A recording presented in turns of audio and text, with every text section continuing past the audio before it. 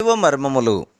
సహోదరుడు భక్తి సింగ్ గారి అనుభవములో దేవుడు ఆయనకు బయలుపరచిన దైవ మర్మములు. మే 13. మీరు శోధనలో ప్రవేశించకుండానట్లు మెలకువగా నుండి ప్రార్థన చేయుడి. మత్తయి 26:41. 2 సమూయేలు 11లోనున్న దావీదు యొక్క 3వ నష్టమందు విశ్వాసులకు అవిశ్వాసులకు ఒక వర్తమానం ఉన్నది. మొదటిగా మానవ హృదయం యొక్క దుష్టత్వము, మోసమును మనం చూస్తున్నాం.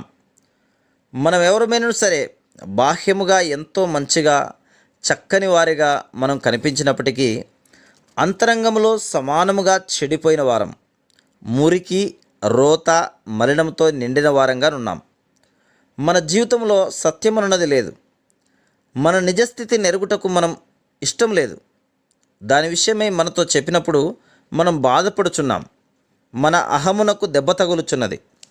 అందువలనే దేవుని వాక్యమును చదువుచున్నప్పుడు అనేకులు అభ్యంతరపడి కోపగించుకొనుచున్నారు. ఇప్పుడు 2 సమూయేలు 11లోని దావీదు కథను చూచెదం. బాల్యము నుండే దావీదు దేవుని ఎడల భయభక్తులు కలిగినవాడు, జ్ఞాని, యథార్థపరుడు, మంచివాడు, దేవుని చేత ఏర్పరచుకొనబడిన వాడు కూడా. ఇలాగూ అనేక సంవత్సరములు మంచి జీవితమును జీవించెను. అయితే తనకు తెలియకుండగానే తన అంతరంగంలో ఎక్కడో ఆ చెడు స్వభావం దాగి ఉన్నది.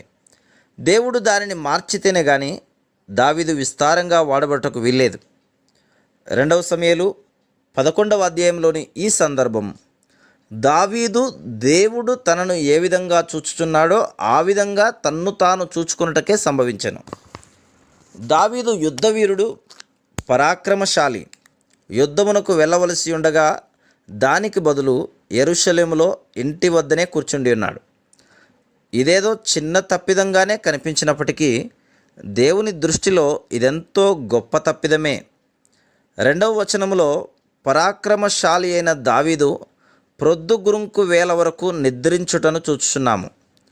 ఇదే రీతిగా అనేకులు తాము మేల్కొని ఉండవలసిన సమయమందు నిద్రించుచుందురు.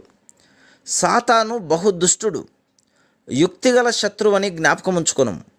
మోసములో పడి వీరుడైన దావీదు కూడా సోమరివాడయ్యను. దానిని ఆధారంగా తీసుకొని దావీదును పడగొట్టుటకు సాతాను ప్రయత్నించెను.